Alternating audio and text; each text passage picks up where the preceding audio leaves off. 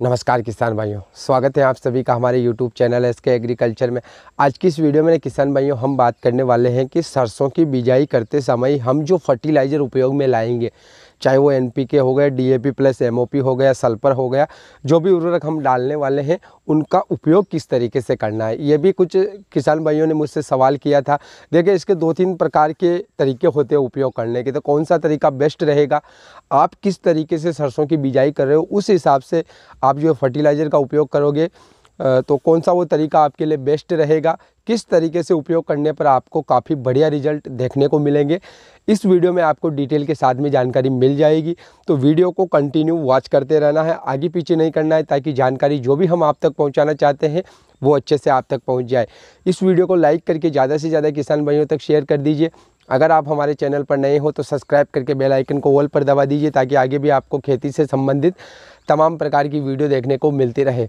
तो देखिए किसान भाइयों, यहाँ पर अगर हम बात करें फर्टिलाइज़र के बारे में कि सरसों की बिजाई के समय फर्टिलाइज़र कैसे डालने हैं, उससे पहले मैं आपको थोड़ा ये बता देता हूँ कि कितने प्रकार के फर्टिलाइज़र जो है हमको उपयोग में लाना है। हालांकि मैंने बहुत सारी वीडियो में ये बात बताई है, लेकिन इस वीडियो में भी बताना ज़रूरी है, तो मैं बता देना चाहता हूँ कि nitrogen, phosphorus, potassium plus sulphur, ये 4 प्रकार के मुख्य पोषक तत्व हैं जो हमको यहाँ पर डालने ही है हमारी फसल में। इसके अलावा तो बहुत सारे खाद मिल जाएंगे मार्केट में आपको, कई सारे माइक्रोन्यूट्रिएंट वाले फर्टिलाइज़र है, कई सारे अलग अलग प्रकार के खाद हैं। तो वो तो फिर किसान भाइयों की चॉइस रह जाती है, अगर कोई किसान भाई डालता है तो डाल सकता है, ऐसी कोई बात नहीं है। लेकिन आप जो 4 प्रकार के जो पोषक तत्व मैंने अभी बताए, जो खाद है, ये तो आपको कंपलसरी है डालना, तो क्योंकि ये ज़रूरी है इस फसल के लिए, सरसों की खेती के लिए। तो अब बात यहाँ पर ये आती है किसान भाइयों की डालना कैसे है। तो देखिए, यहाँ पर आपके जो सरसों बिजाई का जो तरीका है ना, उसके ऊपर डिपेंड करेगा।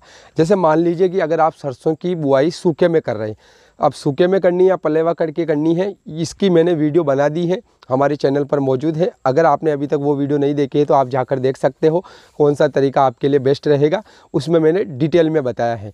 तो यहाँ पर हम बात कर रहे हैं कि अगर आप सूखे में सरसों लगा रहे हो तो इसमें आपका फर्टिलाइज़र डालने का तरीका थोड़ा चेंज रहेगा। इसमें क्या होता है कि सरसों की बुआई के लिए खेत की जुताई करके क्यारियाँ बना दी जाती हैं, उसमें सरसों का भी छिड़काव होता है और जितने भी फर्टिलाइज़र हमको डालने हैं उनका भी उस सूखे खेत में छिड़काव होता है। फिर एंड में उसको पानी लगा दिया जाता है, तो जो फर्टिलाइज़र है वो भी घुलकर फसल को मिल जाते हैं और सरसों का भी अंकुरण हो जाता है। तो सूखे में डालने का तो ये एक ही तरीका है, इसी प्रकार से आपको जो है फर्टिलाइज़र डालने हैं। लेकिन अगर आप पलेवा करके सरसों लगा रहे हो तो इसमें 2 तरीके अप्लाई होते हैं फर्टिलाइज़र डालने के लिए। एक तो क्या होता है कि जैसे आपने खेत का पलेवा कर दिया, उसके बाद आप 1-2 जुताई करोगे, पलेवा करने के बाद पाटा लगाओगे, उस टाइम पर भी आप फर्टिलाइज़र को खेत में छिड़काव करके जो है पाटा लगा सकते हो या अंतिम जुताई कर सकते हो, उस समय पर भी आप डाल सकते हो। इसके अलावा भी एक और तरीका होता है, जैसे आप मशीन से सरसों की बुआई कर रहे हो। अब सरसों की बुआई करने का जो सिस्टम है वो भी मैंने आपको उस वीडियो में बता दिया है कि पंक्ति से पंक्ति की दूरी जो है लगभग 30 से 35 सेंटीमीटर और 2 से 4 सेंटीमीटर बीच की गहराई, वो इस हिसाब से जो है सरसों की बोवनी आपको करनी है।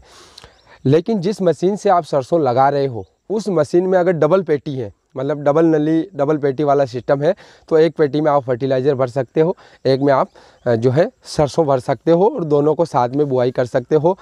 और बहुत सारे किसान भाई क्या करते हैं कि सरसों के साथ में ही फर्टिलाइज़र मिक्स कर देते हैं। ये थोड़ा मेरे को अजीब लगता है, क्योंकि क्या होता है कि फर्टिलाइज़र ज़्यादा क्वांटिटी में होगा और सरसों तो 1 से 1.5 किलो ही एकड़ के लिए हम काम में ले रहे हैं, तो वो कम रहेगी। तो अगर साथ में मिक्स करते हैं ना, तो खेत में जब सरसों का अंकुरण हो जाता है तो हम देखते हैं कि कहीं पर तो 2-3 पौधे साथ में निकल आए, कहीं पर 1-2 फीट तक पौधा ही नहीं है, दाना गिरा ही नहीं। तो वो फर्टिलाइज़र की ज़्यादा क्वान्टिटी की वजह से क्या होता है कि सरसों जिसे हम बोवनी करना चाहते हैं उस प्रकार से खेत में गिरती नहीं है।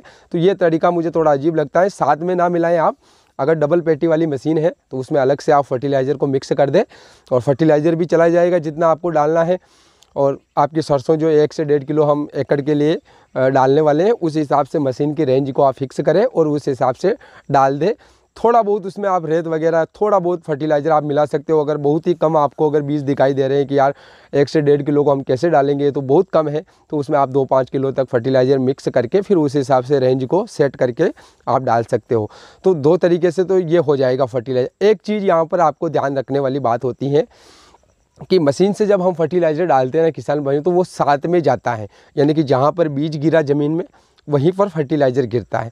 तो उस टाइम पर हमको क्या करना पड़ता है कि खेत में पर्याप्त नमी होनी चाहिए। अगर खेत में नमी कम है, किसी भी कारणवश आपने ज़्यादा दिन निकाल दिए या नमी कम रह गई, तो कई बार क्या होता है कि हम अगर ऊपर से पानी नहीं देते, लापरवाही कर देते, तो वो जो फर्टिलाइज़र का जो दाना है, खाद का जो दाना है, चाहे एनपीके का हो चाहे डीएपी का हो, वो ज़मीन की गर्मी की वजह से या हल्की नमी जो होती है उसकी वजह से पिघलता है। तो पिघलने की वजह से क्या होता है कि अगर पर्याप्त नमी होगी तो सरसों का पौधा भी अंकुरण ले लेगा और ग्रोथ करना शुरू कर देगा, तो उसमें कोई दिक्कत नहीं आएगी। लेकिन अगर सरसों का पौधा अच्छे से अंकुरण नहीं ले पा रहा है, नमी कम है और खाद का जो दाना है वो गर्मी की वजह से अगर पिघलता है, तो वो आपके सरसों के दाने को ख़राब कर सकता है। बहुत कम चांस होते हैं ऐसे, लेकिन हो जाता है कभी कभी किसान भाइयों के साथ में ऐसा। तो इस बात का भी आपको ध्यान रखना है। अगर साथ में फर्टिलाइज़र मशीन से डाल रहे हो तो खेत में नमी पर्याप्त होनी चाहिए। और अगर आपको लगता है कि नमी कम पड़ गई, सरसों का अंकुरण नहीं हो पा रहा है, तो ऊपर से आप फव्वारे वगैरह लगाकर अपने जो खेत में जो है पर्याप्त नमी कर सकते हो। इससे जो है सरसों का अंकुरण अच्छे से हो जाएगा। तो किसान भाइयों, ये थी वीडियो फर्टिलाइज़र उपयोग को लेकर। उम्मीद है आपको ज़रूर पसंद आई होगी। लाइक शेयर सब्सक्राइब जरूर करना। मिलेंगे अगली नई वीडियो में, तब तक के लिए आप सभी का बहुत बहुत धन्यवाद।